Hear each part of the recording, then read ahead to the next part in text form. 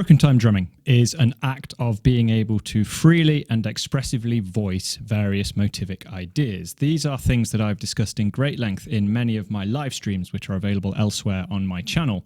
Today, I thought I would explore what we can do with just one motif and how we can develop it and how we can turn it into something that really works for us and how it can be the starting point for some great improvisational work. To do this, I'm going to take a very simple 7-beat motif from Broken Time Drumming, one of the sets of 7, which is available for those of you who have the book. And I'm going to break it down into how it is created, how we can use it and what we can do with it, how we can conceptualize it to, as I say, really make it work for us as an improvisational piece of vocabulary. And this is really the idea here. When we improvise, especially with something so frenetic and driving as jazz time, broken time, we need to have a set of vocabulary that we can draw upon to give us a basis for what we actually play. We need to put aside this notion that improvisation, whether it's jazz or otherwise, comes from some mystical or magical place and is spurred on by pure influence, by pure muse, because this isn't practical. This doesn't help us. Anybody who you see improvising at a very high level has a deep pool of vocabulary to draw upon, and they are very, very experienced in bringing it out and expressing it and manipulating it in certain ways. Now, my approach is, of course, very analytical. Some musicians are not so analytical, and they approach it and they conceptualize it in different ways. Nevertheless, without this pool of vocabulary, we don't have anything with which we can actually play. So the 7-beat motif in question sounds like this, and it's essentially 7 quarter notes long. 1, 2, 3, 4, 5, 6, 7. Here's what it sounds like.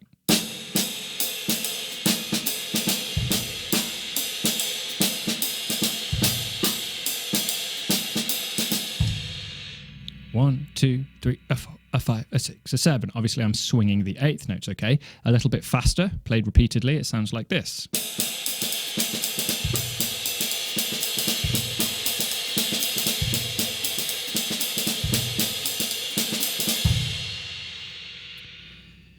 Now, there's, of course, a lot of things going on here, and it's not something that I can easily express or demonstrate through the medium of video. As I say, this is available in the Broken Time Drumming book.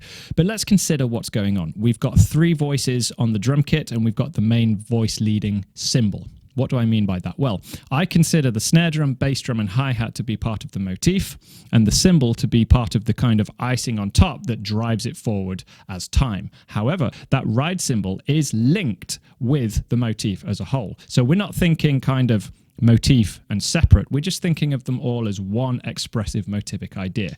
When we focus on each voice individually, we can hear how they link together to create the main idea. So when we play it a little bit more slowly, I will play it a few times repeatedly, try to hear the overall contour, try to hear what each voice is doing, and try to hear the main rhythmic melody, if you like, if we can conceptualize it in such a way that that ride cymbal is playing.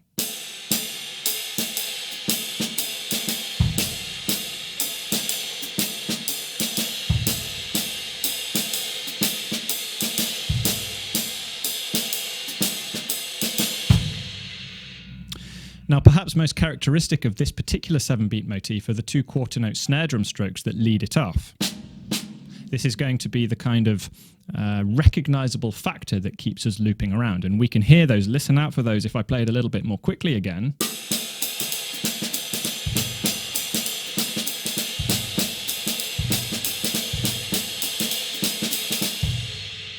When we start to focus on those 2 snare drum strokes, bat, bat, dat, and so on, it really starts to give us this sense of a repetitive loop because it's 7 beats long. Obviously, in the bars, in a 4/4 time context, it's going to be disguised. But nevertheless, we are just repeating the same 7 beats over and over again. Now, it's very helpful to conceptualize this 7-beat motif as comprising a 4-beat motif and a 3-beat motif, or a 4-beat motif followed by a 3-beat motif, which come together, of course, to create the 7. So if we take just the first 4 beats of the motif, we have this.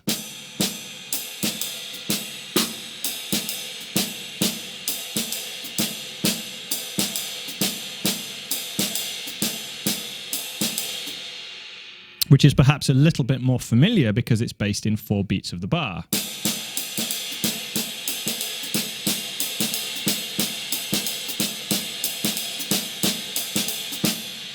And I like to really lead with that ride cymbal pattern.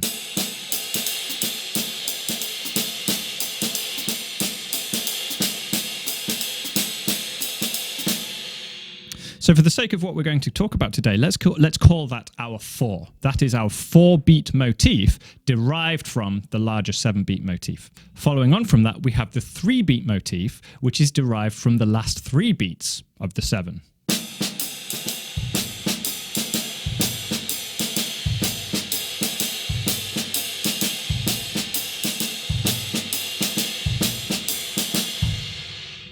So we have the 4.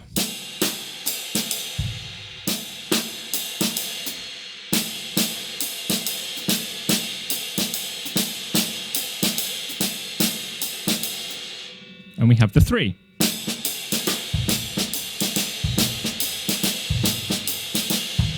Put those together and we get the 7.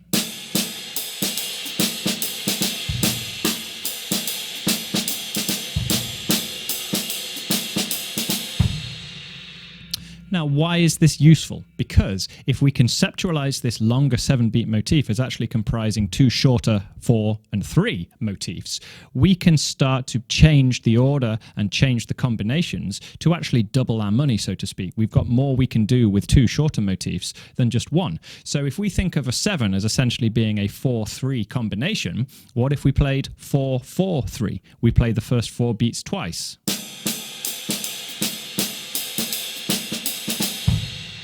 Now, we've got an 11-beat motif because we've got 4 plus 4 is 8. That 4-beat motif plays twice, and then the 3 beats on the end takes it up to 11. I could do 4-4-3-3. So I play the 4-beat portion twice and the 3-beat portion twice.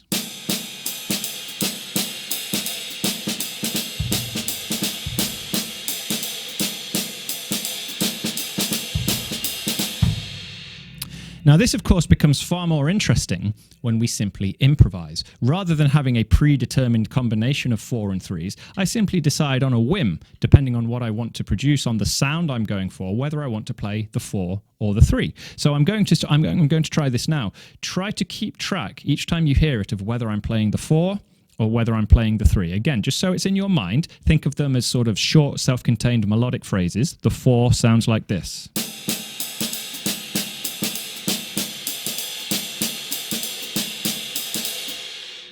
And the 3 sounds like this.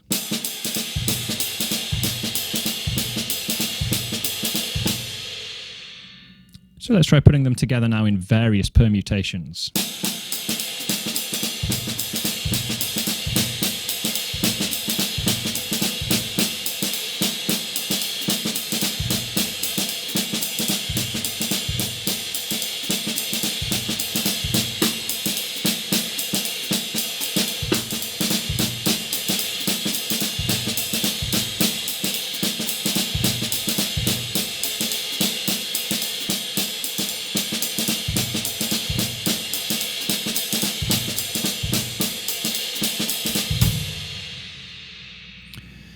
And we can go on, but you can start to see how this very simple individual motif is now working for us in really quite a productive and efficient way.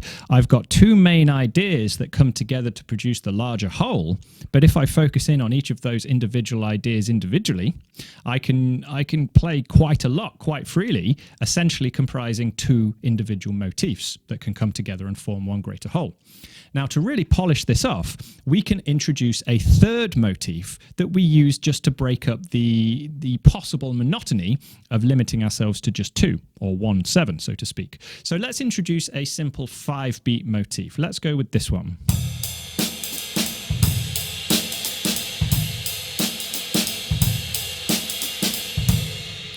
That's one of the simple motifs from the 5-beat sets, again from broken time drumming. 1, 2, 3, a 4, a 5, a 1, 2, 3, a 4, a 5.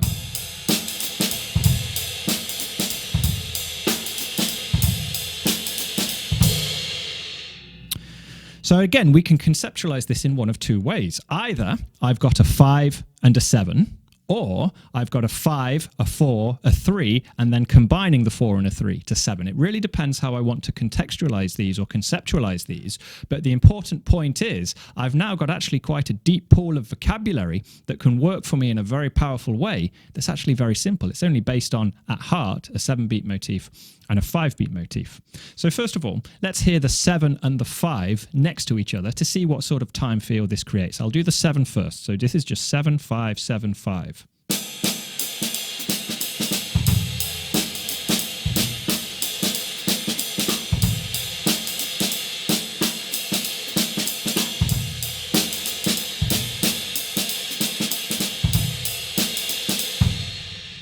Let's try that a little bit faster now so we can really get it to flow.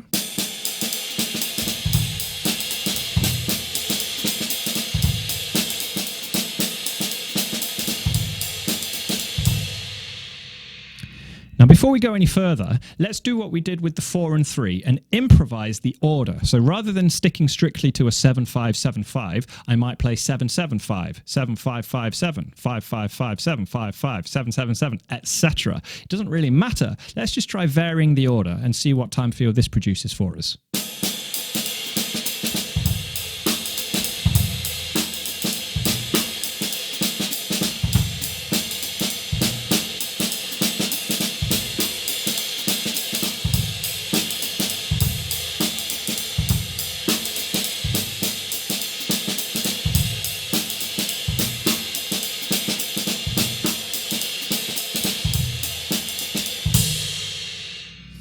Starts to sound quite interesting, but this will become even more so when we reach the final stage of now breaking the 7 into a 4 and 3. So now in my own mind, as I'm playing this and as I'm conceptualizing it myself, I'm thinking in terms of 4 different motifs. The 5, the 7 as a whole, and then the 4 and 3 as 2 distinct parts individually. So I'm now essentially going to improvise all 4 of those motifs in whichever order I choose, the 5, the 7 as a whole, the 4 or the 3, and see what we can produce with it.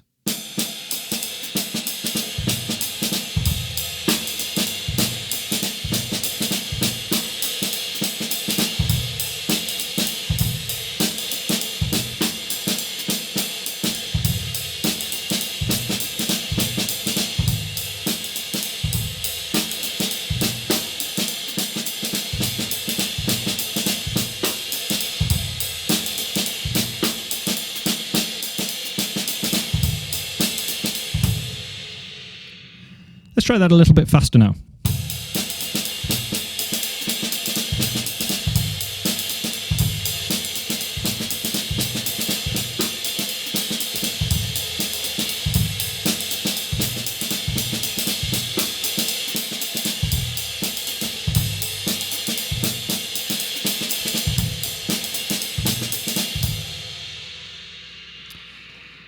And essentially, this creates our broken time effect that we're going for. Now, there are a few things that I've skipped over here that I have discussed, as I say, at great length in many of the live streams when I was developing this material.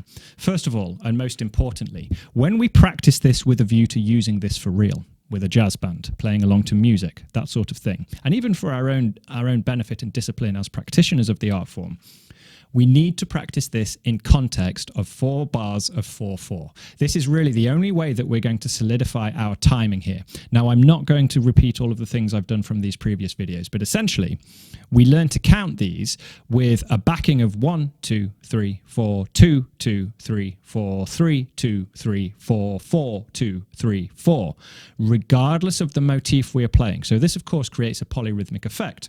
If I'm playing a 7-beat motif, but I'm counting it in 4, it's going to roll over and over the bar line for a very long time. If I start improvising completely freely with 7s, 5s, 4s, and 3s, the main point is I not only keep track of the underlying beat, 1, 2, 3, 4, but I keep track of my progress throughout a 4-bar phrase in 4/4. As I say, I've discussed this in great length in other videos, so please feel free to seek those out on the channel. But it is very important to note the difference in what we are practicing here. At the moment, the process I'm describing here today is to develop vocabulary. And you can see, just by the simple act of compartmentalizing mentally the 5, the 7, and then the 7 as a 4 and a 3, how much of a great effect we can create and how much of an improvisational vocabulary we can create for ourselves solely by these simple motifs. Once we take this into context and we start thinking in terms of its application, we have to take into account the underlying rhythmic context as well, where we are within that bar of 4/4 or that phrase of 4/4, 4 bars. So if you're interested in this material, I teach this extensively in my own private tuition, which is available online. This is all written out very, very clearly in the book Broken Time Drumming. And of course, as I said, there are countless other videos on this channel where I discuss this concept and those concepts of counting in much greater detail. So please feel free to check them out. But I hope this has been of help to some of you. I've not been on the kit for quite some time, so it's actually been quite fun and refreshing to revisit it here today. But good luck, best of luck in your own practice, and I hope this has been helpful to you. Thank you very much, and I'll see you next time.